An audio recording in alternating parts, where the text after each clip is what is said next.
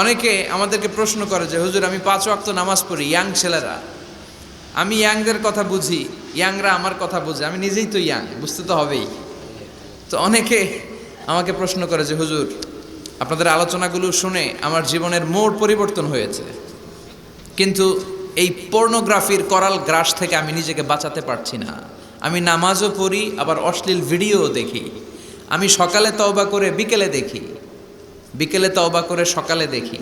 এরকম সমস্যা আমার অনেক যুবক ভাইদের আছে না নাই? তোমাদের যাদের এই সমস্যা তাদের মোবাইলের ওয়েলকামিং নোটে তুমি লিখে রাখবে আল্লাহ ইজ ওয়াচিং মি, মানে আল্লাহ আমায় দেখছেন। তুমি যেই ল্যাপটপ ইউজ করো ওই ল্যাপটপের এক পাশে টাইপ করে তুমি লিখে রাখবে আল্লাহ সুবহানাহু ওয়া তাআলা ইজ ওয়াচিং মি, তিনি আমায় দেখছেন, তিনি আমাকে প্রত্যক্ষ করছেন। পৃথিবীর কেউ দেখে না। দরজা বন্ধ করে, লাইট অফ করে, জানালার পর্দা নামিয়ে দিয়ে একা একা লুকিয়ে লুকিয়ে অশ্লীল ভিডিও আমি দেখছি, কেউ দেখে না, দেখে কে? এজন্য আল্লাহর ভয়টা মুমিনের অন্তরে সব সময় থাকা চাই।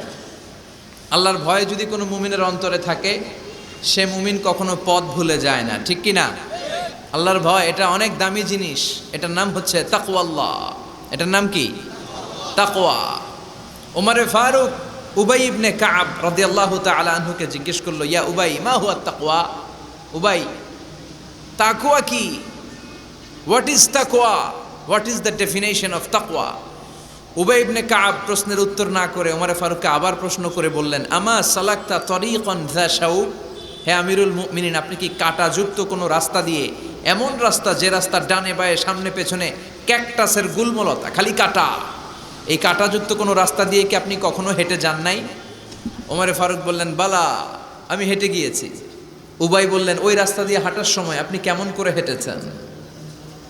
ওমরে ফারুক বললেন, ইজতাহাদতু ওয়া ইস্তামারতু, আমি এমনভাবে হেঁটে গিয়েছি যাতে আশেপাশের ডানে বায়ে কাঁটা আমার গায়ে না লাগে, আমার জুব্বায় না লাগে। আমার জুব্বাটা ধরে আঁটো সাঁটো করে সন্তপর্ণে খুব সচেতনতার সাথে আমি হেঁটে গিয়েছি যাতে কাঁটা গায়ে না বিধে। উবাই বললেন, হাযা হুয়া তাকওয়া, এটাই তো তাকওয়া, এটাই তাকওয়া। এমনভাবে এই পৃথিবীতে আপনাকে চলতে হবে যাতে শয়তানের কোনো হাতছানি, কোনো পাপ, কোনো পঙ্কিলতা, কোনো ধরনের অশ্লীল বিষয় আপনার গায়ে পৌঁছতে না পারে, এটাই তাকওয়া। বিশ্বনবী একবার খেজুরের ডালা ভেঙে মরুভূমির মধ্যে একটা দাগ টানলেন, লম্বা দাগ টেনে সাহাবাদেরকে বললেন, হাযা সিরাতুল মুস্তাকিম, এটার নাম সিরাতুল মুস্তাকিম। তারপর ডানে বায়ে দুই দিকে অনেকগুলো ছোট ছোট দাগ কাটলেন, বললেন, হাযিহি সুবুলুশ শায়তান, ডানে বায়ের রাস্তাগুলো এগুলো শয়তানের রাস্তা, ডান দিক থেকে বাম দিক থেকে তোমাকে শয়তান হাতছানি দিবে। গানের কনসার্টে চলো, নিষিদ্ধ পল্লীতে চলো, একটার পর একটা হাতছানি আপনাকে ডানে বায়ে সামনে থেকে পেছন থেকে আপনাকে গ্রাস করে ফেলতে চাইবে। কিন্তু মুমিন যখন সিরাতুল মুস্তাকিমের পথে একবার উঠেছে, এই পথটা শুরু হয়েছে দুনিয়া থেকে, এটার ওই প্রান্তে আছে জান্নাতুল ফেরদাউস, ঠিক কিনা? এজন্য প্রতিদিন সালাতে আমরা পড়ি ইহদিনাস সিরাতাল মুস্তাকিম। যে যুবকদের এই সমস্যা আছে, পর্নোগ্রাফির সমস্যা, এটা জাতীয় সমস্যা বাংলাদেশের জাতীয় রোগের নাম ডায়াবেটিক্স। জাতীয় রোগের নাম কি? আর যুবক যার জাতীয় সমস্যা হচ্ছে কি? পর্নোগ্রাফি। স্মার্টফোনগুলো আমাদেরকে স্মার্ট না বানিয়ে আমাদেরকে শেষ করে দিচ্ছে, ঠিক কি না? এজন্য আপনার একটা শক্ত সিদ্ধান্ত পারে আপনাকে জান্নাতি বানাতে, আর আপনার দুর্বল সিদ্ধান্তটাই আপনাকে জাহান্নামী বানানোর জন্য যথেষ্ট। এজন্য মুমিন মাত্রই তাকে বিশ্বাস করতে হবে, আল্লাহ ইজ ওয়াচিং মি। কি বিশ্বাস করবেন? আল্লাহ ইজ ওয়াচিং মি, আল্লাহ আমায় দেখছেন। কেউ দেখে না, কারো দেখার দরকার নাই, কিন্তু আমার আল্লাহ দেখে, ঠিক কি না? তিনি হচ্ছেন আমাদের আল্লাহ। আমরা আল্লাহর দরবারে শুকরিয়া জানাই যে চমৎকার প্রোগ্রামে আল্লাহ তাআলা আমাদেরকে আসার বসার তৌফিক এনায়েত করেছেন। আসুন আমরা সবাই শুরুতে কালিমাতুশ শুকর উচ্চারণ করি। আমরা পড়ি আলহামদুলিল্লাহ। সবাই পড়েন রাব্বানা লাকাল হামদ হামদান কাসীরান তাইয়িবান মুবারাকান ফীহি ইয়া রাব্বি লাকাল হামদু কামা ইয়ানবাগি লিজালালি ওয়াজহিকা ওয়া আযীমি সুলতানিকা লাকাল হামদু বিল ঈমান লাকাল হামদু বিল ইসলাম লাকাল হামদু বিল কুরআন। This is the book, the most authentic and original book in the world, whereof there is no doubt in it and a guidance to those who are muttaqin. আল্লাহ বললেন যালিকাল কিতাব লা রাইবা ফি হুদাল লিল মুত্তাকিন, এমন বই যেটাতে সন্দেহের অবকাশ নেই, মুত্তাকিনদের জন্য গাইডলাইন। আবার রব্বুল আলামিন বলেন কিতাবুন আনজালনাহু ইলাইকা লিতুখরিজান নাসা মিনাল যুলুমাতি ইলান নূর। ও Muhammad, I've revealed this holy and sacred book unto you in order to lead the mankind out of darkness into the light. ও নবী, অনেকগুলো অন্ধকার থেকে একটা আলোর মশালের দিকে নিয়ে যাওয়ার জন্য আমি কোরআন নাজিল করেছি। বামপন্থীদেরকে ডানপন্থী বানানোর জন্য আমি কোরআন নাজিল করেছি। জাহান্নামীগুলারে জান্নাতি বানাতে আমি কোরআন নাজিল করেছি। সুবহানাল্লাহ পড়েন। ওই কোরআন থেকে আজকে আমরা কথা শুনবো, পড়েন ইনশাআল্লাহ। আমি আপনাদের খেদমতে আল কোরআন আল কারীমের 30তম পারার 112তম সূরা, খুব ছোট্ট একটি সূরা, সাইজে ছোট্ট হলেও ফজিলতের শেষ নাই, এই সূরার বরকতের শেষ নাই, এই সূরার ইম্পর্টেন্স, সিগনিফিকেন্স, স্ট্যাটাস এগুলো শেষ নাই। অনেক ছোট ছোট জিনিসকে আমরা উপেক্ষা করি, আমরা গুরুত্ব দিতে চাই না, কিন্তু আসলে এটার গুরুত্ব যে কত বেশি আমরা বুঝি না। সূরাতুল ইখলাস হচ্ছে ওই রকম একটি সূরা যেটাকে আমরা গুরুত্ব দেই কম, আসলে অনেক গুরুত্বপূর্ণ। সুবহানাল্লাহ পড়ে। এমন একটা সূরা যে সূরাটা সবার মুখস্থ আছে, মুখস্থ নাই কার কার একটু হাত তোলেন। সবার মুখস্থ আছে না? আলহামদুলিল্লাহ পড়েন। তো এই সূরাটা থেকে কিছু কথা আজকে আমরা শুনবো, শিখবো, জানবো আমলের নিয়তে। নিয়ত খালেস করেন, ইন্নামাল আমালু বিন্নিয়াত। সব কাজের প্রতিফল দেয়া হবে নিয়তের উপর বেস করে, বেসড অন ইউর ইন্টেনশন। আপনার কি ইচ্ছা ছিল, এজন্য সব কাজ করার আগে নিয়তটাকে খালেস করবেন। নামাজে দাঁড়ানোর আগে যদি নিয়তে গোলমাল থাকে নামাজ হবে? কথা বলেন। আপনি যদি লোক দেখানোর জন্য সালাত পড়েন হবে? মানুষে আপনারে আলহাজ ডাকবে, এজন্য যদি হজ করেন কবুল হবে? এরকম হাজি আছে না নাই? আলহাজ না ডাকলে চাইতে ওঠে, আছে না নাই? তো আপনি চেতেন কেন? আপনি কি আলহাজ শোনার জন্য হজ করছেন? হজ করেছি কার জন্য? আতিমুল হাজ্জা ওয়াল উমরাতা লিল্লাহ। আল্লাহর শব্দ চুজিংটা দেখছেন? আল্লাহর রুচি দেখেছেন? লিল্লাহ, আল্লাহ যোগ করে দিয়েছে আতিমুল হাজ্জা ওয়াল উমরাতা লিল্লাহ। হজ এবং উমরা করবে শুধুমাত্র একজনকে খুশি করার জন্য, তিনি কে? এটার নাম ইখলাস। সবকিছু আল্লাহর জন্য করতে চাওয়া, এটার আরবি নাম হচ্ছে ইখলাস। আরবি নাম কি? আর এই ইখলাস নামে আল্লাহ কোরআন একটা সূরায় দিয়ে দিয়েছে। সুবহানাল্লাহ। কোরআনে যত সূরা আল্লাহ দিয়েছে প্রত্যেকটা সূরার নাম কোরআনের ওই সূরার ভেতরকার কোনো আয়াত থেকে বা শব্দ থেকে নেওয়া হয়েছে, কিন্তু এই সূরাটা এই সূরার ভেতরকার কোনো শব্দ থেকে এটার নামকরণ হয় নাই। সূরাতুল ইখলাসের ভিতরে আল ইখলাস শব্দটা আছে, এটা একটা সূরা। আর একটা সূরা আছে যে সূরার নামকরণও ওই সূরার কোনো শব্দ থেকে নেওয়া হয় নাই, সেটা হচ্ছে সূরাতুল ফাতিহা। আল ফাতিহা শব্দটা সূরা ফাতিহা 7 আয়াতের কোথাও আছে? সূরাতুল ইখলাস আন্তরিকতার সূরা, দ্য সূরা অফ সিনসিয়ারিটি। তো এই জন্য শুরুতে নিয়ত খালেস করে নেন যে যা আজকে আমরা শুনবো আমলের নিয়তে। ইনশাআল্লাহ পড়েন। আল্লাহ তুমি কবুল করো। তবে আমি যখন বক্তৃতা করি আমি মনে করি যে আমি ক্লাস নিচ্ছি, এবং আমাকে অনেকে মেসেজ করে যে, আমাকে আমার ফেসবুক পেজে অনেকে মেসেজ করে যে হুজুর আমি আপনার তাফসির ক্লাসের একজন ছাত্র, আমার বুকটা ভরে যায়। আমার খুব আনন্দ হয় তখন যে আমি আপনার তাফসির ক্লাসের এক ছাত্রী, আমি আপনার তাফসির ক্লাসের এক ছাত্র। তো এটা একটা ক্লাস, এই জন্য আপনাদেরকে কিছু জিজ্ঞেস করলে আপনারা আওয়াজ করে উত্তর দিবেন। সূরাটার নাম হচ্ছে সূরাতুল ইখলাস। কি নাম? সূরাতুল ইখলাস। এই সূরার আয়াত সংখ্যা 4টি। চিল্লায় বলেন কয়টি? এই সূরাটা মাক্কি সূরা। কি সূরা? কোরআনের সূরাগুলো দুই ভাগে বিভক্ত, একটা মাক্কি আর একটা মাদানী। এটা কি সূরা? সবাই বলেন। এটা কোরআনের 112তম সূরা। এই সূরায় মোট শব্দ আছে 15টা, অক্ষর আছে 47টা। আলহামদুলিল্লাহ পড়েন। সূরাটার নাম হচ্ছে সূরাতুল ইখলাস। সূরাতুল ইখলাসে শুধু এই সূরার নাম নয়, আরো অনেকগুলো নাম পাওয়া যায় এই সূরা। তন্মধ্যে একটি নাম হচ্ছে সূরাতুত তাওহীদ। সূরাতুল ইখলাসের অপর আরেকটি নাম হচ্ছে সূরাতুত তাওহীদেরই মুর্শিদ আমার মোহাম্মদের নাম বলো, মোহাম্মদের নাম। আল্লাহর নাম জপলে বুঝতে পারি আল্লাহরই কালাম, বলো মোহাম্মদের নাম। ওই নামেরই রশি ধরে যাই আল্লাহর পথে, ওই নামেরই ভেলায় চড়ে ভাসি নূরের স্রোতে। ওই নামের বাতি জেলে দেখি আরশের মুকাম, বলো মুহাম্মাদের নাম। পড়েন তৌহিদেরই মুর্শিদ আমার মুহাম্মাদের নাম, বলো মুহাম্মাদের নাম। আল্লাহর নাম জপলে বুঝতে পারি আল্লাহরই কালাম, বলো মুহাম্মাদের নাম। সুবহানাল্লাহ পড়েন। এই সূরার একটা নাম হলো সূরাতুত তাওহীদ। কি নাম? সবাই বলেন সূরাতুত তাওহীদ। কি নাম? তাওহীদের সূরা। তাওহীদ মানে একত্ববাদ, oneness of God, oneness of creator. আমাদের স্রষ্টা যে একজন, সেটাকে আরবিতে বলে তাওহীদ। আমরা এক আল্লাহ কেন্দ্রিক সব কাজ করি। আমরা নামাজের সময় ডাকি কারে?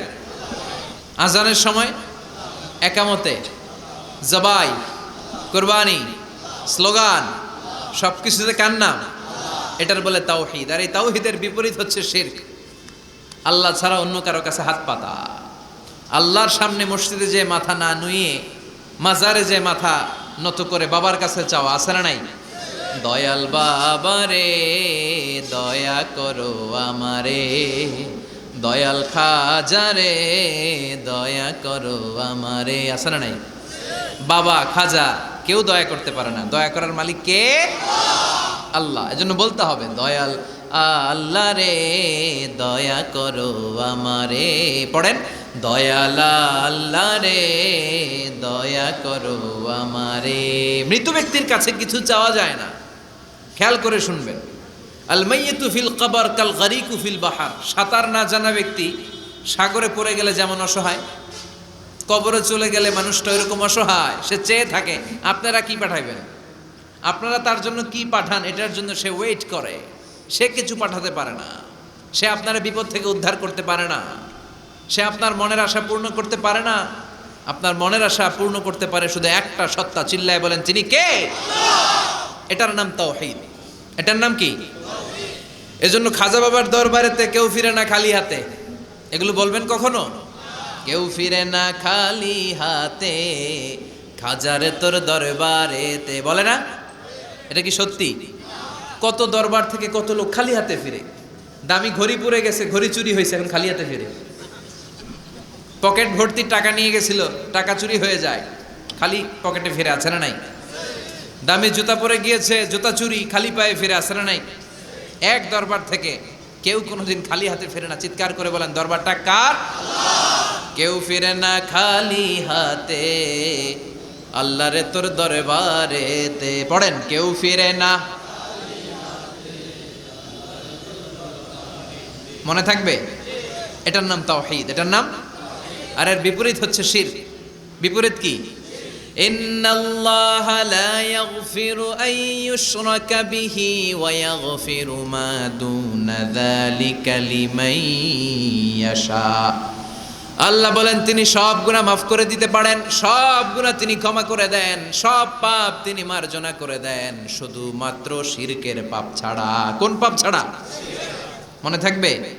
শিরক করছেন তো মরছেন, শিরক করেছেন তো মরেছেন। ক্যান্সারের অ্যান্সার আছে, শিরকের কোনো অ্যান্সার নাই, কারণ আল্লাহ সব মাফ করে, এটার মাফ করে না। ইন্না শিরকা লা যুলমুন আযীম, এটা মহাপাপ, সব পাপের বড় পাপ, সব পাপের বাপ। এটার নাম শিরক। এটার নাম কি? চাবো আল্লাহর কাছে, চাবো, সেজদা দিব আল্লাহর কাছে, সেজদা দেব। মনের আশা আকাঙ্ক্ষা জ্বালা যন্ত্রণা সব দূর করে দিতে পারে একজন। চিৎকার করে বলেন তিনি কে? বিশ্বনবী বলেন হাদিসে কুদসিতে আল্লাহ ফরমান, কিয়ামতের কঠিন ময়দানে পাহাড় পরিমাণ গুনাহ নিয়ে, সাগরের অথই জলরাশি পরিমাণ গুনাহ নিয়ে, ও বান্দা যদি তুমি আমার কাছে হাজির হয়ে যাও, ওই গুনার মধ্যে যদি শিরকের কোনো গুনাহ না থাকে, তাহলে আমি আল্লাহ পাহাড় পরিমাণ, সাগরের জলরাশি পরিমাণ ক্ষমার দয়া নিয়ে তোমার কাছে হাজির হয়ে যাব।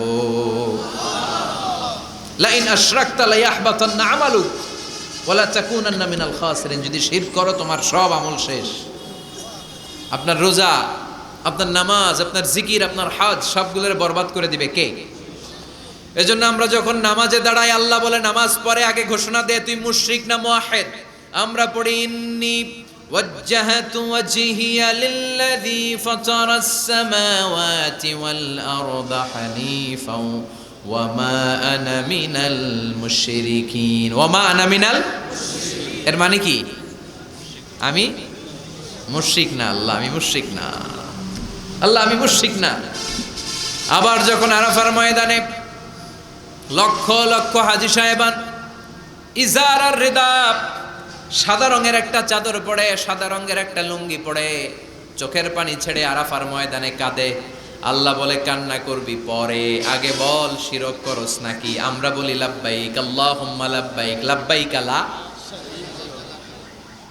লা শারীকা লাক, আল্লাহ কোনো শিরক করি না, তোমার সাথে কাউরে অংশীদার স্থাপন করি না, তুমি সব রাজার বড় রাজা, মহারাজা, তোমার সাথে কোনো শরীক নাই, তোমার সমকক্ষ মহাবিশ্বে কেউ নাই। এটার নাম তাওহীদ। এটার নাম কি? এজন্য শিরকের সাথে আমাদের কোনো ধরনের সম্পর্ক। বিশ্বনবী বললেন শিরক হচ্ছে আখফা মিন দাবিবিন নামাল, পিঁপড়ার গুটি গুটি পায়ের চেয়েও ভয়ঙ্কর। পিঁপড়া যেমনি গুটি গুটি পায়ে হেঁটে হেঁটে মিষ্টির দোকানে ঢুকে যায়, যেখানে মিষ্টি রেখেছেন, মিষ্টি জাতীয় খাবার রেখেছেন, ওই পাতিলের ভেতরে লুকিয়ে লুকিয়ে গুটি গুটি পায়ে যেমনি পিঁপড়া ঢুকে যায়, তেমনি শিরক করলে শির গুটি গুটি পায়ে আপনার দেহের ভেতরে ঢুকে আপনার ঈমানকে বরবাদ করে সারখার করে দিবে, শেষ হয়ে যাবে আপনার ঈমান। এজন্য শিরকের সাথে আমাদের কোনো সম্পর্ক আছে? শিরকের সাথে যে সম্পর্ক নাই, তাওহীদে যে আমাদেরকে বিশ্বাসী হতে হবে, সেই লক্ষ্যে আল্লাহ তাআলা এই সূরার আরেকটা নাম দিলেন, সেটা হচ্ছে সূরাতুত তাওহীদ। সেটার নাম কি? তাইলে সূরাতুল ইখলাসে শুধু সূরাতুল ইখলাসের নাম নয়, এটার আরেকটা নাম কি মনে থাকবে সবার? এই সূরার আরেকটা নাম হচ্ছে সূরাতুল মা'রিফা। সূরাতুল, কথা বলেন, জোরে বলেন। আপনাদের জিমানি ধরছে? 2-4 জনই কয়, বাকিরা কয় না। বাকিরা কয় না ক্লাস করুন না, আপনি পড়ায় যান। আছে না নাই? এই সূরার নাম সূরাতুল মা'রিফা। চিল্লায় বলেন কি নাম? এইভাবে উত্তর করতে হবে, মা'রিফা। মা'রিফা মানে জানা বা চিনা। মা'রিফা মানে কি? জানা বা চিনা। এই সূরা পড়লে আল্লাহরে জানা যায়, এই সূরা তেলাওয়াত করলে আল্লাহরে চিনা যায়। তাহলে যারা আল্লাহরে চিনে বেশি, আল্লাহরে জানে বেশি, আল্লাহরে মানে বেশি, তারাই মারেফতের লোক। কথা কন? কিন্তু আমগো বাংলাদেশে এটার নাম দিয়েছে মারেফত। মারিফা এটার নাম দিয়েছে কি? মারে, আসলে মাইরের পথ, ঠিক কিনা? ইসলামের সৌন্দর্য, the beauty of Islam, the distorted the beauty of ইসলাম।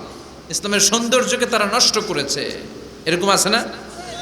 নামাজ পড়ে না, রোজা রাখে না, পর্দা করে না, চুলের মধ্যে জট পাকিয়ে রাখে, লাল শালু পরে ঘুরে বেড়ায়, আর বলে কলব পরিষ্কার তো সব পরিষ্কার। এরকম ডাকাইত আছে না নাই? দোদেল বান্দা কালমা চোরে, না পায় শ্মশান না পায় ঘর, দিন থাকিতে আয়রে পথে ছাইড়া দে ভণ্ডামি, ভণ্ডামি ভণ্ডামি ভণ্ডামি, ছাইড়া দে ভণ্ডামি। এগুলো হলো ভণ্ডামি। কথা বলেন। নামাজ কালাম পড়ে না, ইবলিস শয়তানের নানা, কালাকুচু হয় না এগুলা। নামাজ নাই, তোর সাথে আমার কথা নাই, ঠিক কিনা? ও মারেফত শিখায় আমারে। কি শিখায়? মারেফত। আমরা যে কত মারেফত আগেই শিখে রাখছি ওইটা জানে না। যারা ইখলাসের সাথে আল্লাহর উপর তাওয়াক্কুল করে, ওরা হচ্ছে আহলুল মারেফা। চিল্লায় বলো ঠিক কিনা? নামাজ রোজা করে না, ইবলিস শয়তানের নানা, ধর্মের একখান খুঁটি ধইরা কয়দিন করবা হয়রানি, ভণ্ডামি ভণ্ডামি ভণ্ডামি, ছাইড়া দে ভণ্ডামি। এরকম ভণ্ড আছে না নাই? এদের সাথে ইসলামের কোনো সম্পর্ক। এ সূরার নাম সূরাতুল মা'রিফা। এ সূরা পড়লে আল্লাহরে জানা যায়, আল্লাহরে চেনা যায়, ঠিক কিনা? তাহলে শিখলেন এই সূরার একটা নাম সূরাতুত তাওহীদ, আরেক নাম সূরাতুল মা'রিফা। এই সূরার আরেকটা নাম সূরাতুস সামাদ। সূরাতুস, কেননা এই সূরার ভেতরে সামাদ শব্দটা আছে না নাই? সামাদ কার নাম? কথা বলেন, আল্লাহর নাম। সামাদ মানে হচ্ছে অমুখাপেক্ষী, যিনি কারো কাছে চায় না, সবাই তার কাছে চায়। তিনি কে? তিনি আল্লাহ। এটার নাম সূরাতুস সামাদ। সামাদ মানে অমুখাপেক্ষী। সামাদের বিপরীত শব্দ হচ্ছে সনাম। সামাদের বিপরীত কি? সনাম মানে মূর্তি। ঝিনুকের ভেতর লুকিয়ে থাকে যেমন মতি, ঝিনুকের ভেতর লুকিয়ে থাকে যেমন মতি, কালমা শাহাদাতে আছে আল্লাহর জ্যোতি, কালমা শাহাদাতে আছে আল্লাহর জ্যোতি। পড়েন পড়েন। ঝিনুকের ভেতর লুকিয়ে থাকে যেমন মতি, ঝিনুকের ভেতর লুকিয়ে থাকে যেমন মতি, কালমা শাহাদাতে আছে আল্লাহর জ্যোতি, কালমা শাহাদাতে আছে আল্লাহর জ্যোতি। সুবহানাল্লাহ পড়েন। এজন্য এই সূরার একটা নাম হচ্ছে সূরাতুস সামাদ। তাহলে পাইলাম সূরাতুত তাওহীদ, পাইলাম সূরাতুল মা'রিফা, পাইলাম সূরাতুস। সুবহানাল্লাহ পড়েন। এই সূরাটা বিশ্বনবী সাল্লাল্লাহু আলাইহি ওয়াসাল্লাম প্রতিদিন ফজরের নামাজের সুন্নত যে 2 রাকাত, ফজরের সালাতের সুন্নত 2 রাকাত পড়ি না আমরা, এই সুন্নত 2 রাকাতে বিশ্বনবী পড়তেন। মাগরিবের 2 রাকাত সুন্নতের মধ্যে এই সূরাটা পড়তেন। বেতেরের 3 রাকাতের শেষ রাকাতে বিশ্বনবী সূরাতুল ইখলাসটা পড়তেন। আবার তাওয়াফ করার পরে যারা হজ উমরা করছেন, তাওয়াফ করা লাগে না? কয়টা? 7টা। 7টা তাওয়াফে একটা তাওয়াফ হয়। 7টা রাউন্ড দিলে, টার্ন দিলে 7 টার্নস মেক এ তাওয়াফ। 7টা টার্ন দিবেন আপনি, তখন একটা তাওয়াফ হয়। এই ইবাদতটা শুধু মক্কাতুল মুকাররমাতে করা যায়, আর পৃথিবীর কোথাও করা যায়? তাওয়াফ। প্রতিদিন 120টা রহমত নাজিল হয় কাবা ঘরে। সিত্তুন আলী তাইফিন, 7টা তাওয়াফকারীদের জন্য। আর বাঈন আলিল মুসল্লিন, 40টা যারা কাবা ঘরে নামাজ পড়ে তাদের জন্য। ওয়াল 20 লিন্নাযিরিনা ইলাল কাবা, বাকি 20টা যারা নামাজও পড়ে না, তাওয়াফও করে না, শুধু কাবার দিকে দু চোখ মেলে তাকিয়ে থাকে, তাদের উপর প্রতিনিয়ত 20টা রহমত নাজিল হতে থাকে। প্রতিদিন 120টা রহমত নাজিল হয় কাবাকে কেন্দ্র করে। সুবহানাল্লাহ। বাড়িতে গিয়া চিৎকার করে আল্লাহু আকবার। এই 7 তাওয়াফ করার পরে 2 রাকাত নামাজ পড়া সুন্নাত। জানেন? জানা না থাকলে জেনে রাখেন, হজে যেদিন যাবেন কাজে লাগবে, উমরা করতে গেলেও লাগবে। 7 তাওয়াফ করে 2 রাকাত সালাত পড়তে হয়। এই 2 রাকাতের প্রথম রাকাতে বিশ্বনবী পড়তেন সূরাতুল কাফিরুন, কুল ইয়া আইয়ুহাল লা আ'বুদু মা, আর দ্বিতীয় রাকাতে পড়তেন সূরাতুল ইখলাস। সুবহানাল্লাহ পড়েন। আবার বিশ্বনবী এই সূরাকে বলেছেন সুলুসুল কোরআন, কোরআনের 3 ভাগের 1 ভাগ। একবার কেউ যদি তাজবিদের সাথে সূরাতুল ইখলাস তেলাওয়াত করে, রব্বুল আলামিন তার আমলনামায় 10 পারা কোরআন তেলাওয়াতের সওয়াব দিয়ে দিবে। 2 বার তেলাওয়াত করলে 20 পারার সওয়াব দেয়া হবে। 3 বার যদি কেউ এই ছোট্ট সূরাটা কেবলমাত্র 3 বার তেলাওয়াত করে, পুরো কোরআন খতমের সওয়াব আমলনামায় দিবে কে? ফজিলত কম না বেশি? টের পাচ্ছেন তো ফজিলতটা? 3 বার পড়লে পুরো কোরআন কাভার। কোন কোন মুহাদ্দিসিন বলেছেন না, বিশ্বনবী সুলুসুল কোরআন দ্বারা 1/3 অফ দ্য বুক দ্বারা এটা বুঝায় নাই। বিশ্বনবী বুঝিয়েছেন পুরো কোরআনটাকে যদি প্রেসাইজ করা হয়, কনসাইজ করা হয়, যে হুজুর পুরো কোরআনের সব কথাগুলোর আপনি প্রেসাইজ করে 3 শব্দে আমারে বলেন যে পুরো কোরআন আল্লাহ কি বলেছে, তাহলে আমি বলবো কোরআনে আল্লাহ আপনাকে বলেছে তাওহীদের কথা, বলেছে রিসালাতের কথা, আর বলেছে আখিরাতের কথা। তাহলে পুরো কোরআনের মৌলিক কথা 3টা। 1 নাম্বার তাওহীদ, 2 নাম্বার রিসালাত, 3 নাম্বার সবাই বলেন 1 নাম্বার, 2 নাম্বার, 3 নাম্বার। যেহেতু এই সূরাটা তাওহীদ নিয়ে কথা বলে, যেহেতু এই সূরাটা তাওহীদের রূপরেখা অঙ্কন করেছে, সেহেতু কেউ যদি এই সূরাটা পড়ে কেমন যেন সে কোরআনের 3 ভাগের 1 ভাগ তেলাওয়াত করে ফেলল। কোন সুবহানাল্লাহ। এজন্য এটাকে বিশ্বনবী বলেছেন সুলুসুল কোরআন, 1/3 অফ দ্য বুক। হয় একবার পড়লে 10 পারা, 2 বার 20 পারা, 3 বারে পুরো খতম, না হয় অন্তত তাওহীদের সব বিষয়গুলো আপনার অন্তরের মধ্যে ঢুকে যাবে। চিল্লায় কোন আল্লাহু আকবার। অনেক বরকতের সূরা। উঠতেছে কে এদিকে? ওঠেন কেন? বসেন, শেষ করে দিব আর 2-1 মিনিট। বসেন বসেন বসেন। ওঠা বসা I dislike it very much. I never tolerate you just come and go. No, you can not do this man. এটা ইচ্ছে মতো এখানে এটা করা যাবে না। এসে চুপ করে বসবেন মনোযোগের সাথে। এই যে ক্যামেরা করতেছে মিডিয়ার ভাইয়েরা মনে করতেছেন আর কোনো ক্যামেরা নাই। ওয়াকুল্লা শাইইন আহসাইনাহু ফি ইমামিম মুবিন। ইমামুম মুবিন নামক জান্নাতি ভিডিও রেকর্ড দিয়ে আপনাদের সব কিছু রেকর্ড করে নিয়ে যাচ্ছে কে? এজন্য এই জলসার অনেক গুরুত্ব আছে। হুট করে মাঝখান থেকে কেউ উঠলে উঠা বসা করলে ডিস্টার্ব হয়। কেউ উঠা বসা করবেন না। আর অল্প কয়েক মিনিট বলবো, থাকবেন শেষ পর্যন্ত। ওঠা বসা করে বিশৃঙ্খলা করা যাবে না, কিন্তু করবেন না তো বিশৃঙ্খলা। বিশ্বনবী মুহাম্মদ রাসূলুল্লাহ সাল্লাল্লাহু আলাইহি ওয়াসাল্লাম মক্কা থেকে মদিনায় হিজরত করে আসলেন। মদিনায় যাওয়ার আগে কোবা পল্লী, যারা হজ উমরায় গিয়েছেন, মক্কা থেকে মাত্র 5 কিলোমিটার দূর একটা মসজিদ আছে, মসজিদে কোবা। প্রতিদিন শনিবার বিশ্বনবী মসজিদে নববী থেকে কোবা মসজিদে হেঁটে হেঁটে যে 2 রাকাত নামাজ পড়তেন। কেউ যদি অজু করে ঘর থেকে অজু করে যে কোবার মসজিদে নামাজ পড়ে, তার আমল নামে আল্লাহ একটা কবুল উমরা হজের সওয়াব দিয়ে দিবে। এই জন্য দেখবেন প্রতি শনিবারে কোবা মসজিদে ভিড়। আমি যতবার গিয়েছি সৌদিতে, প্রত্যেক শনিবারে ওখানে জিয়ারত করেছি। শনিবারে যে কোবা মসজিদে আপনি নামাজ পড়বেন।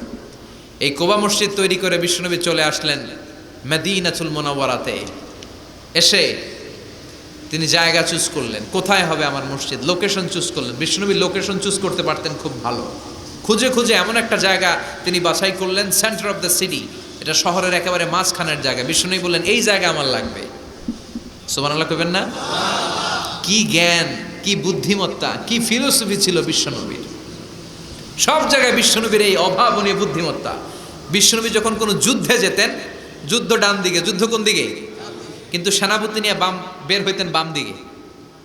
বের হইতেন বাম দিক দিয়ে, গুইরা টুইরা ওই দিকে যাইতেন। সুবহানাল্লাহ কইবেন না? যাতে কেউ কল্পনাই করতে না পারে কোথায় অ্যাটাক করবে উনি। এটা হচ্ছে সেনাপতির যুদ্ধ কৌশল।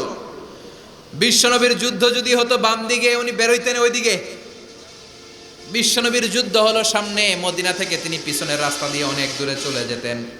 সেখান থেকে মরুভূমির পথ পাড়ি দিয়ে তারপর যুদ্ধের ময়দানে যেতেন। বুদ্ধিমত্তা, intellectual power. He was a very good mediator ever in the world. পৃথিবীর সবচাইতে বেশি কূটনৈতিক বুদ্ধি সম্পন্ন মানুষ করে আল্লাহ তাআলা বিশ্বনবীকে বানিয়েছেন। ওয়াজ এ ভেরি গুড মিডিয়েটর। মধ্যস্থতা করতে পারতেন ভালো, সালিস করতে পারতেন ভালো। সালিস আমরা বাংলায় বলি সালিশ, আসলে শব্দটা সালিস, আসানি আসালিস। আমার আপনার মধ্যে ঝগড়া, তো আমি 1 আপনি 2, আরেকজন লাগবে কি 3 নাম্বার, আসালিস। এটাকে বলে সালিশ। সালিশই করতে পারতেন বিশ্বনবী, চমৎকার। স্বামী স্ত্রীতে ঝগড়া হলে মিলাই দিতেন। কত ফাতেমা আর আলীর ঝগড়া মিলাই দিতেন তার হিসাব নাই। সুবহানাল্লাহ কইবেন না? এমন কি, এই তোমরা চা নিয়ে কি শুরু করছো? এগুলা কে? এই ছেলেরা ভলান্টিয়ার বসো। আর যেন তোমাদেরকে সামনে দিয়ে যেতে না দেখি। চা খাওয়া খাই পরে, আগে কথা শোনো কোরআনের। হি ওয়াজ এ ভেরি গুড মিডিয়েটর। ভালো মধ্যস্থতাকারী ছিলেন। স্ত্রীদের মধ্যেও ঝগড়া লাগতো, বিশ্বনবীর স্ত্রীদের মধ্যেও খুনসুটি হতো, ঝগড়া মারামারি। বিশ্বনবীর একমাত্র ভার্জিন কুমারী স্ত্রী ছিল আয়েশা রাদিয়াল্লাহু তাআলা আনহা। ওনার বাড়িতে বিশ্বনবীর আরেক স্ত্রী, খুব সম্ভবত হাফসা বা সফিয়া, কোনো বর্ণনা এসেছে পায়েস, কোথাও এসেছে ঝোলওয়ালা তরকারি হাদিয়া নিয়ে আসছে, যে এটা আপনারা দিলাম। মা আয়েশা তরকারি দেখে রেগে গেলেন, আমার ঘরে তরকারি দিছো কেন? আমি রাঁধতে পারি না? আমি নিজ হাতে রান্না করে বিশ্বনবীরে খাওয়াবো। রেগে মেগে তরকারির ঝোল নিয়ে সফিয়ার বা হাফসার গালের মধ্যে মেখে দিয়েছে। হাফসা যে বিশ্বনবীর কাছে বলি, ইয়া রাসূলুল্লাহ, কুমারী বউ তো আদর করছেন বেশি, লাই দিয়া কই তুলছেন দেখেন।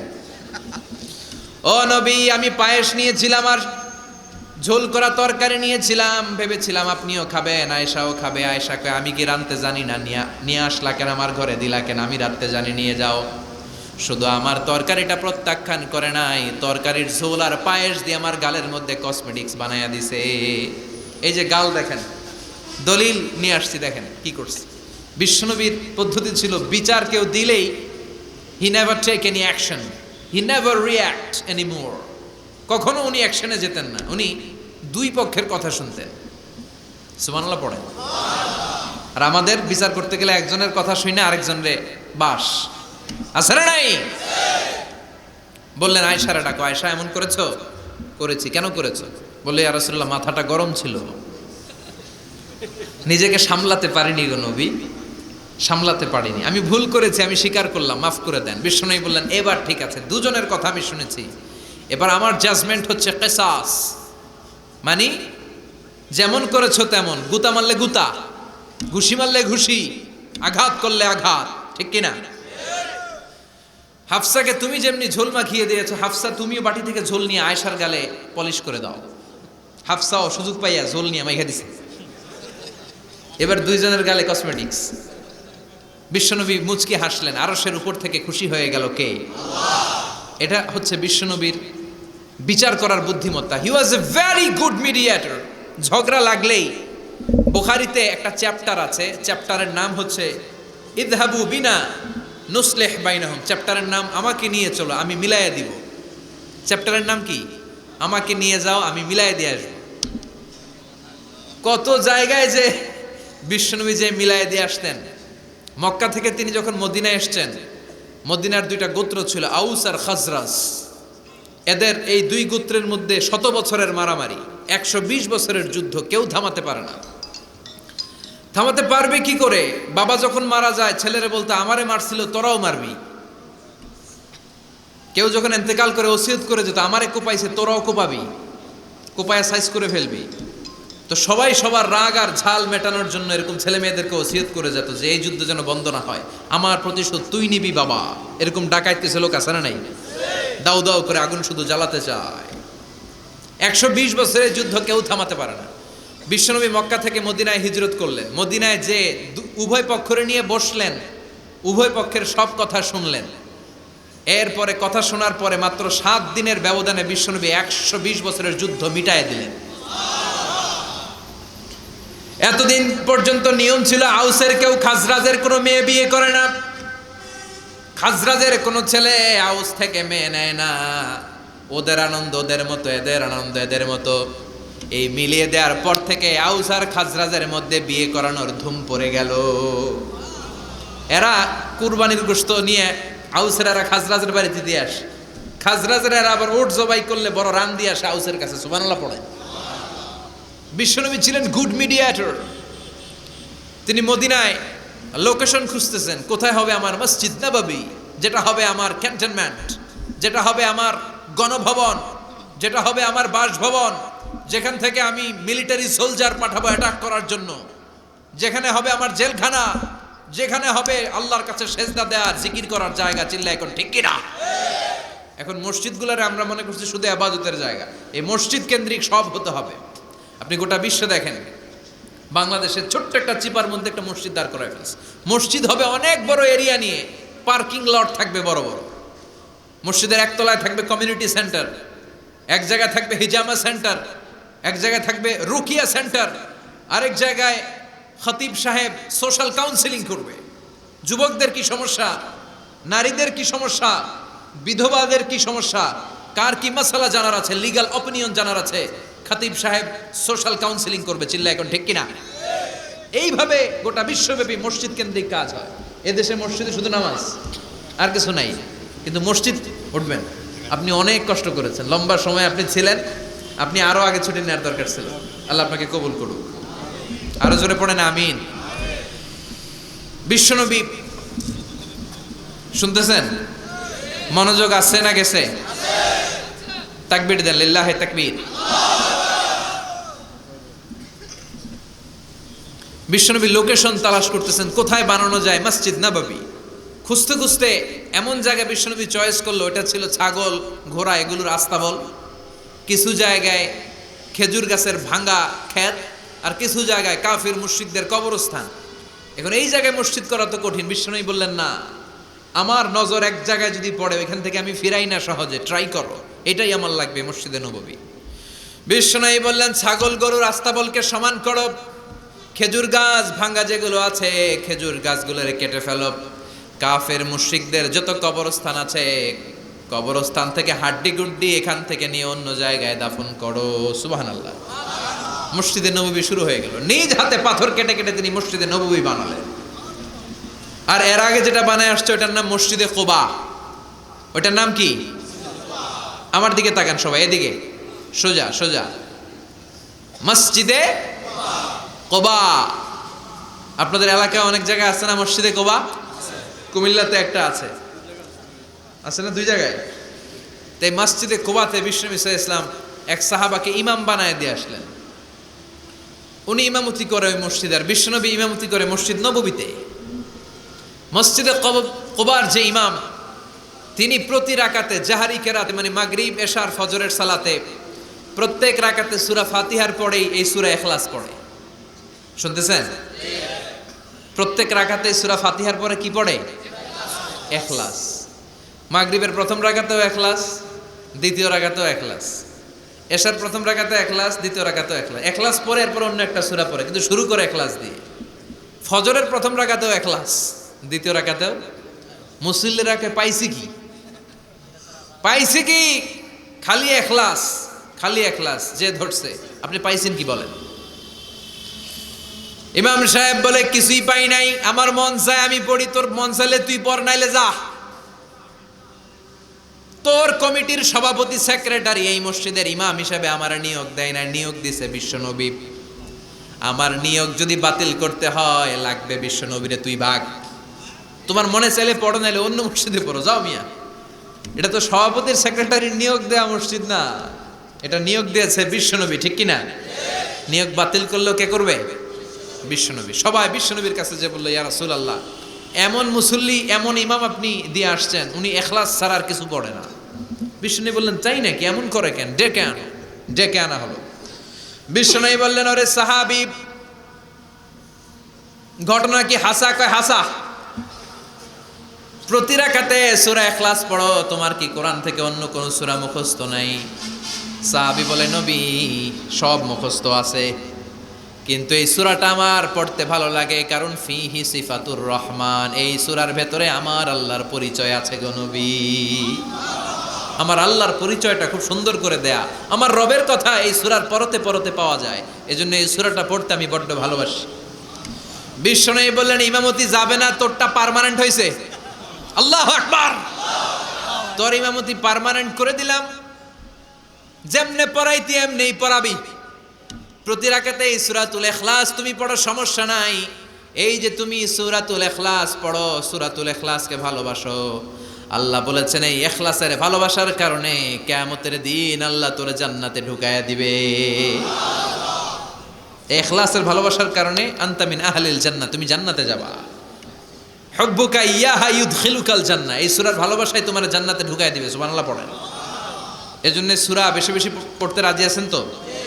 বিশ্বনবী তাবুকের যুদ্ধে গেলেন। তাবুকের ময়দানে বিশাল যুদ্ধের ময়দান, বিশ্বনবী 30,000 সৈন্য নিয়ে গিয়েছেন, আর খ্রিস্টানদের সৈন্যদের সংখ্যা হচ্ছে প্রায় 40,000। কিন্তু বিশ্বনবী যুদ্ধে এসেছেন শুনে খ্রিস্টান বাদশা দৌড়, সৈন্যবাহিনী নিয়ে সব পালায় গেছে। যুদ্ধ ছাড়াই বিশ্বনবীর বিজয় দিছে কে? বিশ্বনবী তো মহা খুশি, আল্লাহর শুকরিয়া আদায় করলেন। যুদ্ধের ময়দানে বিশ্বনবী দাঁড়িয়ে আছেন, হঠাৎ দেখলেন সাইয়েদনা জিব্রাইল আকাশ থেকে জমিনে নেমে আসছে। জিব্রাইলকে আল্লাহ তাআলা 600 পাখা দিয়েছিলেন। সহিহ মুসলিমের বর্ণনা, রাআ রাসূলুল্লাহি জিবরিলা ওয়া লাহু 600 জানাহ। 600 পাখা। কয়শো? 600 পাখা মেলে সাইয়েদনা জিব্রাইল নেমে আসছেন। ওনার পাখার কারণে সূর্যের আলো পৃথিবীর মধ্যে পড়তে বাধা সৃষ্টি হচ্ছে। অন্ধকার দেখে বিশ্বনবী তাকিয়ে দেখে জিব্রাইল একা না, জিব্রাইলের সাথে হাজার হাজার ফেরেশতার বহর। বিশ্বনবী বললেন, কত ফেরেশতা এসেছে? কয় 1,40,000। সাইয়েদনা জিব্রাইল বললেন, ও নবী, আপনি যুদ্ধের ময়দানে আল্লাহর শুকরিয়া করেন, আর ওই মদিনাতে আপনার কলিজার টুকরা সাহাবী মুআবিয়া ইবনে মুআবিয়া আল মুজানি একটু আগে শেষ নিঃশ্বাস ত্যাগ করেছে গো নবী। বিশ্বনবী পড়লেন, ইন্না লিল্লাহি ওয়া ইন্না ইলাইহি রাজিউন। সাইয়েদনা জিব্রাইল বলেন, নবী, এইমাত্র মুআবিয়া ইবনে মুআবিয়া আল মুজানি দুনিয়া থেকে বিদায় নিয়েছে, আপনি কি তার রুহের মাগফিরাতের জন্য গায়েবানা জানাজা পড়বেন না? বিশ্বনবী বললেন, অবশ্যই পড়ব। সাহাবাদের মধ্যে ঘোষণা দিয়ে দিলেন, সবাই ওযু করে আসো। যুদ্ধের ময়দানে আল্লাহ আমাদেরকে বিজয় দিয়েছে। আর খবর পেলাম মদিনাতে আমার সাহাবা মুয়াবিয়া ইন্তেকাল করেছে। মুয়াবিয়ার রুহের মাগফিরাতের জন্য আমরা গায়েবানা জানাজা পড়ব। পড়েন সুবহানাল্লাহ। গায়েবানা জানাজা কি বুঝেন? লাশ থাকে না সামনে, লাশ নাই, 4 তাকবীরে এটা আপনি পড়তে পারেন, এটা আপনি পড়তে পারবেন। লাশ নাই কিন্তু তার জন্য দোয়ার জন্য পড়তে পারবেন। জানাজা মানেই দোয়া, দোয়া লিল মাইয়িত। 4টা তাকবীর আপনি অনেক দোয়া করছেন এই মরা লাশের জন্য, এটা তো অর্থ তো বোঝে না, এই জন্য জানাজার পরে আবার হাত তুলে দোয়া করা লাগে আমাদের, কারণ কি দোয়া করছে এটা বুঝি নাই। বুঝলে কিন্তু আর লাগতো না, ঠিক কিনা? বিশ্বনবী সাহাবাদের নিয়ে দাঁড়ালেন, লম্বা লম্বা কাতার হলো। সাহাবীদের কাতারের শেষে সাইয়েদনা জিব্রাইল 1,40,000 ফেরেশতাদেরকে নিয়ে জানাজায় শরীক হলেন। বিশ্বনবী 4 তাকবীর দিয়ে জানাজা পড়লেন, আল্লাহু আকবার, আল্লাহু আকবার, আল্লাহু আকবার, আল্লাহু আকবার। 4টা তাকবীরের মধ্য দিয়ে জানাজা শেষ করলেন। বিশ্বনবী তাকিয়ে দেখে সাহাবাদের পেছনে 1,40,000 ফেরেশতা দাঁড়িয়ে জানাজায় শরীক হয়েছে। বিশ্বনবী বললেন, জিব্রাইল, কোনদিন তো এত ফেরেশতা নিয়ে কারো জানাজায় শরীক হতে দেখি নাই। ঘটনা কি? কি এমন আমল ছিল আমার মুয়াবিয়ার, যে আমলের কারণে মুয়াবিয়ার নামটা আল্লাহর আরশে চলে গিয়েছে? 1,40,000 ফেরেশতার বহর নিয়ে তুমি জানাজায় শরীক হয়েছ। কি এমন গোপন আমল ছিল আমার মুয়াবিয়ার, আমারে বলো। সাইয়েদনা জিব্রাইল বললেন, নবী, আপনার মুয়াবিয়া বিশেষ একটা আমল করত। বিশ্বনবী বললেন, কি সেটা?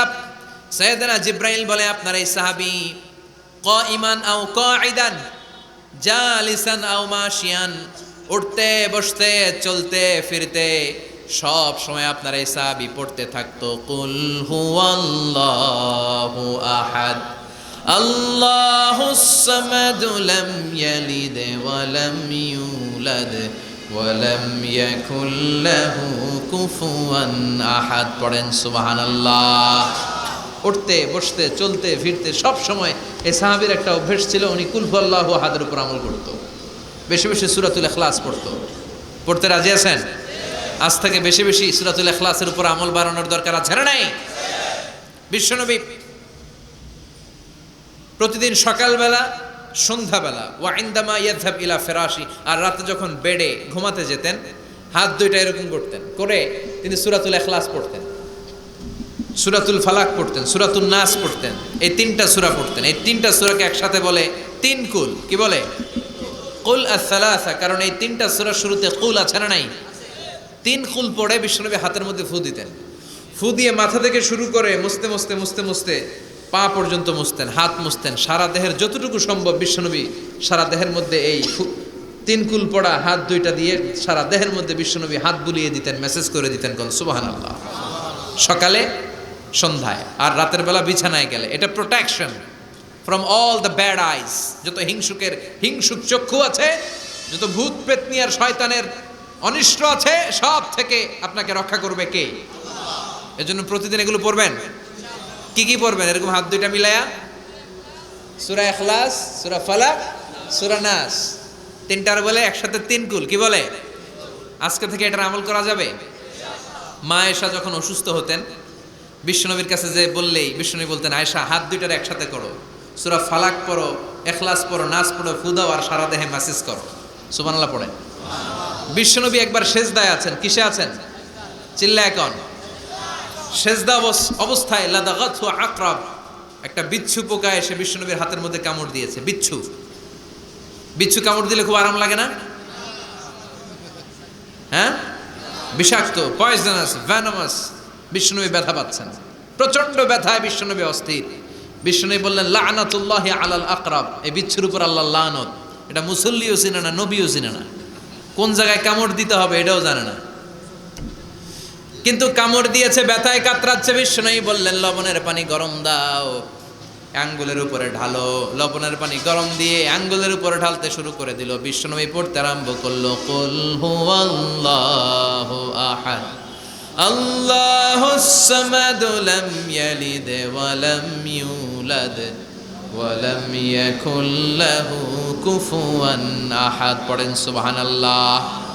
এজন্য ব্যথা পেলে, সাপে কামড়ালে, বিচ্ছু কামড়ালে, বল্লা কামড়ালে, মধুপোকা কামড়ালে কি করবেন? সূরা ইখলাস, সূরা ফালাক, সূরা নাস, আবার বলেন সূরা ইখলাস, সূরা ফালাক, সূরা পড়ে ফু দিবেন। আর রাত্রেবেলা সকালবেলা ঘুমোতে যাওয়ার আগে হাতের মধ্যে ফুর দিয়ে সারা দেহে মেসেজ, মনে থাকবে না? মাহফিল শেষ, ওয়াজও শেষ, মনে থাকবে তো? আল্লাহ বললেন কুল হুয়াল্লাহু আহাদ, নবী আপনি বলেন আল্লাহ একজন, এক এবং অদ্বিতীয়। আমাদের আল্লাহ কয়জন? একজন হওয়াতে আমাদের জন্য লাভ না লস? কেমনে লাভ? তিনজন চারজন হইলে কইতাম আমগো আল্লাহ 60 জন। হ্যাঁ, তিনজন হইলে তিন রকম বলতো, একজনের খুশি করে পারি না। তিনজন হইলে ঝামেলা আছে না নাই? আল্লাহ যদি দুইজন হতো কি হতো? একজন বলতো এতদিন তুমি তোমার মন মতো মহাবিশ্বের সব কিছু পরিচালনা করেছো, আজকে থেকে আমি আমার মন মতো করবো, ঝামেলা আছে না নাই? এতদিন দুনিয়ার মানুষগুলো পায়ে পায়ে ভর দিয়ে হাঁটতো, হাত দিয়ে খেত, এখন থেকে যতগুলা মানুষ আসবে সব হাতে চলবে আর পা দিয়ে খাবে, আছে না নাই? এতদিন যাবত মেয়েরা গর্ভধারণ করতো তোমার নিয়মে, ছেলেরা কামাই করতো, এখন থেকে পুরুষরা গর্ভধারণ করবে, মেয়েরা কামাই করবে, আছে না নাই? এতদিন তুমি পূর্ব দিক থেকে সূর্য উঠিয়েছো, পশ্চিম দিকে অস্ত দিয়েছো, কালকে থেকে আমার নিয়মে পশ্চিম দিক থেকে সূর্য উঠাবো আমি, পূর্ব দিকে অস্ত যাবে। কিলাকিলি আছে না নাই? দুইজনের মধ্যে যদি সংলাপ সংযুতা না হইতো মারামারি আছে না? এজন্য আল্লাহ বলেন লাউ কানা ফীহিমা আলিহাতুন ইল্লাল্লাহু লাফাসাদাতা, মহাবিশ্বে আল্লাহ একজন না হয়ে যদি একাধিক হতো, মহাবিশ্বটা মুহূর্তের মধ্যে ধ্বংস হয়ে যেত, ঠিক কি না? এজন্য আল্লাহ একজন হওয়াতে আমাদের লাভ হয়েছে। তিনজন হইলে তিন রকম কথা কইতো, ঠিক কি না? একজন বলতো আমারে বেশি ডাকস না কেন, ওরে ডাকস কেন? আল্লাহ তিনজন, খোদা কয়জন? একজন বলতো ওরে ডাকস আমারে ডাকস না কেন, ওর জিকির করলি আমার নামের জিকির করলি না কেন, ওরে খুশি করতে চাস আমারে করস না কেন, ভেজাল হইতো না? এখন একজন, মারলেও আসি, কাটলেও আসি, বাঁচলেও আসি, একজন। সুবহানাল্লাহ পড়েন, এটা সহজ হয়ে গেছে। এজন্য আল্লাহ বললেন কুল হুয়াল্লাহু, সবাই বলেন কুল হুয়াল্লাহু আহাদ, মানে এক বা একক। আল্লাহর কোনো শরীক নাই, তার কোনো সাথী নাই, তার কোনো বন্ধু নাই, তার কোনো বাবা নাই, তার কোনো পিতা নাই, তিনি হলেন আহাদ। আহাদ হচ্ছে আল্লাহর চমৎকার একটা নাম। সাইয়েদনা বেলাল রাদিয়াল্লাহু তাআলা আনহুকে ঈমান আনার জন্য অত্যাচার শুরু করা হলো। এমন কোনো মাইর নাই তারা দেয়া হয় নাই, পিটিয়ে পিটিয়ে রক্তাক্ত করে জমিনে ফেলে রাখা হতো, পিটিয়ে গোশত হাড্ডি থেতলে ফেলা হতো। প্রচন্ড মরুভূমির গরম বালুর মধ্যে ওনাকে শুইয়ে রেখে পেটের উপরে পাথর চাপা দেয়া হতো, বলতো এবার জিকির কর লা ইলাহা ইল্লাল্লাহ। বেলাল আর জিকির করতে পারে না, লা ইলাহা ইল্লাল্লাহ শ্বাস বেরোয় না, শ্বাস যেটা ঢুকায় বের করতে পারে না, শ্বাস নিতে পারে না, লা ইলাহার আওয়াজ আর মুখ দিয়ে বের হয় না। এবার বেলাল ছোট্ট করে আল্লাহর ডাকে পড়ে আহাদ। কি পড়ে? আরো জোরে পড়েন। এজন্য আল্লাহ বললেন কুল হুয়াল্লাহু আহাদ, তিনি এমন আল্লাহ, তিনি হলেন আহাদ। আহাদ ছিল বেলালের জিকির, ঠিক কিনা? এখন আজান আছে কিন্তু বেলালের রুহ নাই, মানুষ আছে কিন্তু সেই ঈমান নাই, চিল্লা এখন ঠিক কিনা? আজ সেই কোরআন আছে, হাদিস আছে, সেই ঈমান আর মানুষ নেই, সেই আলী হায়দারে উসমান নেই। আজানের ধ্বনি আছে আগের মতোই, আজানের ধ্বনি আছে আগের মতোই, বেলালের সেই রূহ নেই, বেলালের সেই রূহ নেই। আজ সেই কোরআন আছে, হাদিস আছে, সেই ঈমান আর মানুষ নেই, সেই আলী হায়দারে উসমান নেই। ফলসফা আছে আগের মতোই, ফলসফা আছে আগের মতোই, গজলের সেই তালকিন নেই, গজলের সেই তালকিন নেই। আজ সেই কোরআন আছে, হাদিস আছে, সেই ঈমান আর মানুষ নেই, সেই আলী হায়দারে উসমান নেই। চিল্লায় বলেন ঠিক কিনা? আজান আছে, বেলালের রূপটা নাই। দর্শন শাস্ত্র আছে, লজিক আছে, মান্তিক আছে, ফালসাফা আছে, কিন্তু গাজালির সেই তালকিন নাই। চিল্লা এখন ঠিক কিনা? এজন্য আল্লাহ বললেন আমার নাম হলো আহাদ, কুল হুয়াল্লাহু আহাদ। এরপর আল্লাহ বললেন আল্লাহুস সামাদ, আমার নাম হলো সামাদ। ওনার নাম কি? সামাদ মানে অমুখাপেক্ষী, কাদিউল হাজাত, যিনি সবার চাহিদা পূরণ করে। তিনি কে? যিনি সবাইরে দেয়, কারো কাছ থেকে কিছু চায় না। তিনি কে? সবাই যার কাছে ঠেকা, যিনি কারো কাছে ঠেকা না। চিল্লায় বলেন তিনি কে? মা ইউসমাদু ইলাইহিল খালকু কুল্লু, যার দিকে গোটা পৃথিবী হাত পেতে ফরিয়াদ করে, যার দিকে পৃথিবীর সব সত্তা তাকিয়ে থাকে। তিনি রহমতের বারিধারা নাজিল করলে, তিনি রিজিক দিলে আমাদের বেঁচে থাকা সম্ভব। তিনি ছাড়া কেউ আমাদের রিজিকের যোগান দিতে পারে। তার নাম সামাদ। চিল্লায় বলেন তার নাম কি? আল্লাহ ডেকে বলে গোলাম লাউ আন্না আউওয়ালাকুম ওয়া আখিরাকুম ওয়া ইনসাকুম ওয়া জিন্নাকুম, তোমাদের শুরু থেকে শেষ পর্যন্ত, আদম থেকে শেষ পর্যন্ত যত লক্ষ কোটি মানুষ দুনিয়ায় আসবে, সবগুলো মানুষ বিশাল এক মরু প্রান্তরে দাঁড়িয়ে যদি আমি আল্লাহর কাছে চাইতে শুরু করে দাও, সবাই যদি আল্লাহর কাছে মনের সব চাওয়াগুলো বলে, আল্লাহ আমারে বাড়ি দাও, আমারে গাড়ি দাও, নারী দাও, এটা দাও, ওটা দাও, আমার সব দাও, আল্লাহ সবাইকে সব যদি দান করে দেয়, আল্লাহর ক্ষমতার 1 ইঞ্চিও কমবে না। আল্লাহর ধনভাণ্ডারের 1 ইঞ্চিও ঘাটতি হবে না। সুবহানাল্লাহ পড়েন। এজন্য কেউ যেটা পারে না, পারে কে? আমাদের যার যা দরকার আল্লাহ যদি সবাইরে সব দিয়ে দেয়, ওনার ভান্ডারের কিছু কমতি হবে? এজন্য ওনার নাম সামাদ। সবাই ওনার কাছে হাত পাতে। উনি হাত পাতে কার কাছে? কথা কন। সবাই ওনার কাছে ঠেকা, উনি ঠেকা কার কাছে? এজন্য আল্লাহ বললেন কুল হুয়াল্লাহু আহাদ আল্লাহুস সামাদ লাম ইয়ালিদ ওয়া লাম ইউলাদ ওয়া লাম ইয়াকুল লাহু কুফুয়ান আহাদ। লাম ইয়ালিদ ওয়া লাম ইউলাদ, তিনি জন্ম দেয়ও নাই, জন্ম নেয়ও নাই। সুবহানাল্লাহ পড়েন। আমার বাবা আছে না? আপনার বাবা আছে না? আল্লাহর বাবা আছে? সুবহানাল্লাহ পড়েন। আমাদের ছেলে মেয়ে হয় না? আমাদের কারো ছেলে হয়, কারো মেয়ে হয়। আল্লাহর ছেলে মেয়ে আছে? কথা কন। মক্কার মুশরিকরা বলতো আল মালাইকাতু বানাতুল্লাহ, ফেরেশতারা আল্লাহর মাইয়া। কি কইতো? ফেরেশতারা আল্লাহর মেয়ে। আর বলতো সাইয়েদনা উযাইর আলাইহিস সালাম আল্লাহর ছেলে, সাইয়েদনা ঈসা আলাইহিস সালাম আল্লাহর ছেলে, ফেরেশতারা হলো আল্লাহর মেয়ে। আল্লাহ বলে ভুল বললি, লাম ইয়ালিদ ওয়া লাম ইউলাদ। সুবহানাল্লাহ। তার কোনো নসবনামা নাই, আমাদের নসবনামা আছে।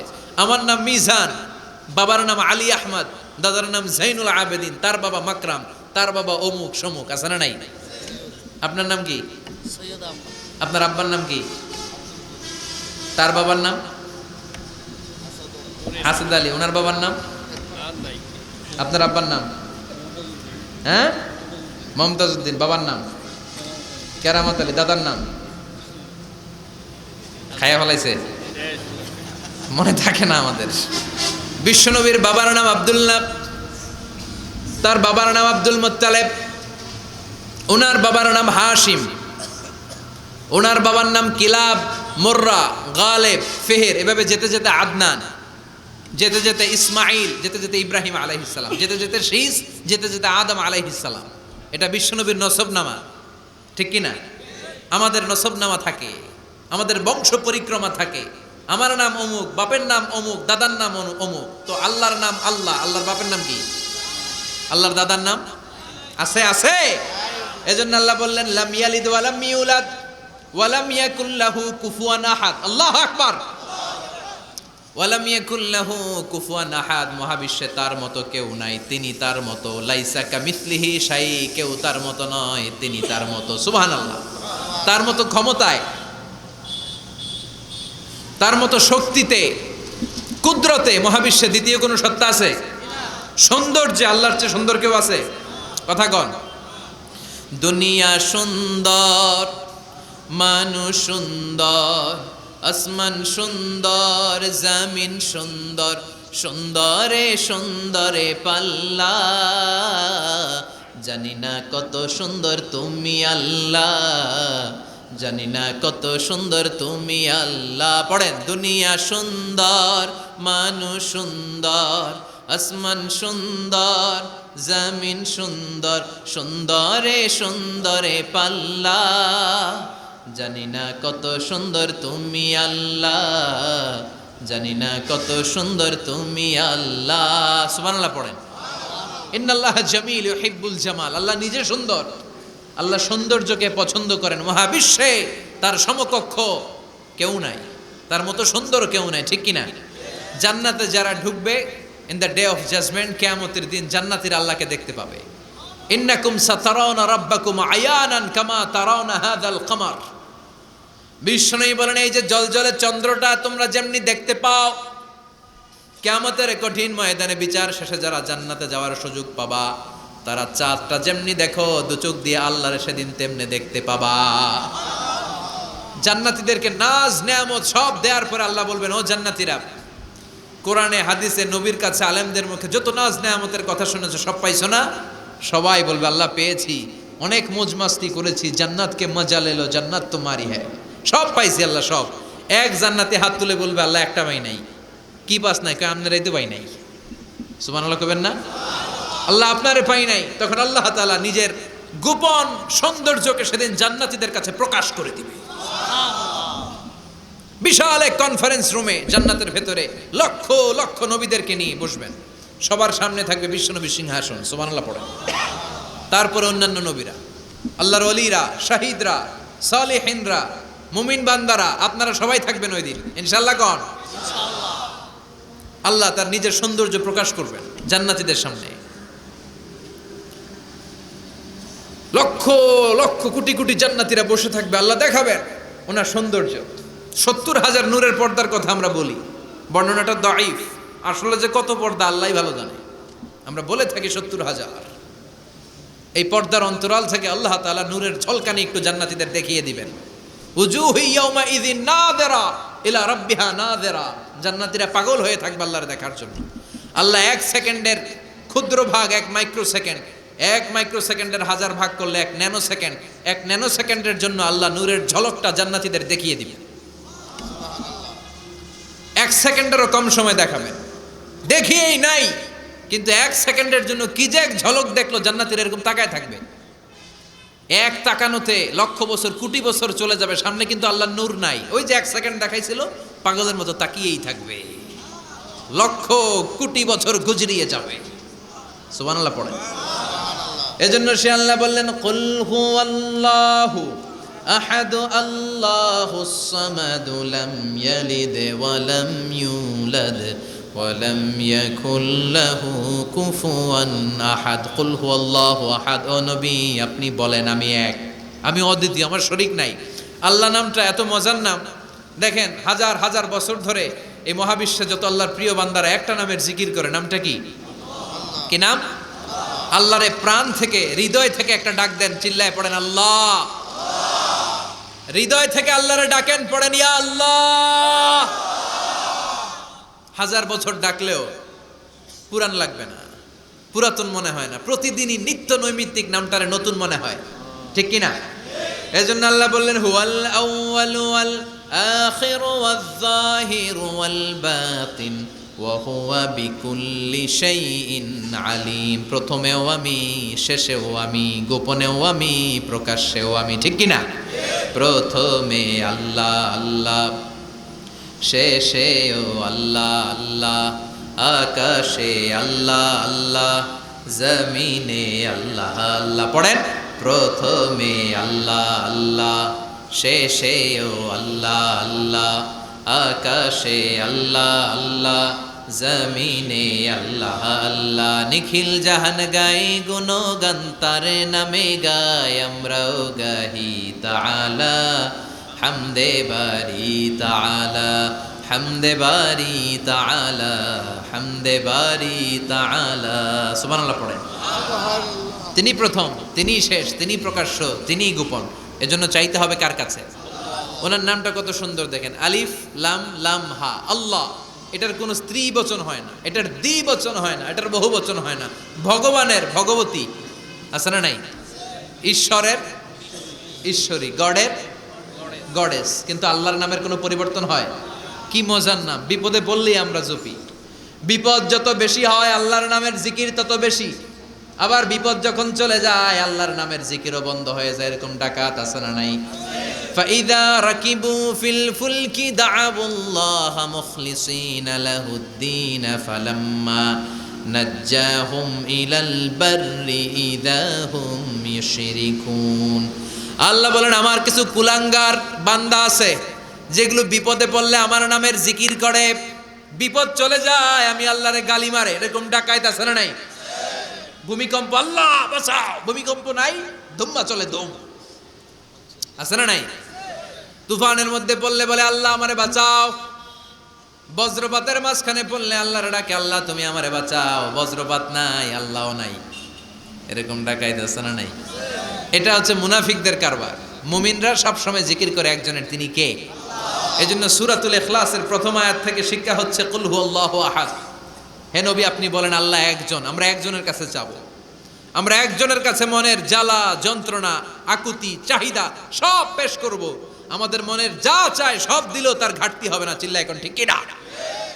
এরপর আয়াতে আল্লাহ বললেন আল্লাহুস সামাদ, তিনি অমুখাপেক্ষী, গোটা বিশ্বের সবাই আল্লাহর কাছে ফরিয়াদ করে, আল্লাহ কারো কাছে ফরিয়াদ করে না, ঠিক কিনা? এরপর আল্লাহ বললেন লাম ইয়ালিদ ওয়া লাম ইউলাদ, তিনি কাউরে জন্ম দেন নাই, জন্ম নেন নাই, সুবহানাল্লাহ পড়েন।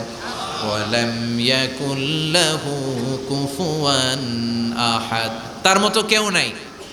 এটা আল্লাহর অস্তিত্বের ব্যাপারে একটা গুরুত্বপূর্ণ আকীদা, খেয়াল রাখবেন, আল্লাহর মতো কেউ হয় না, তিনি তার মতো, তিনি।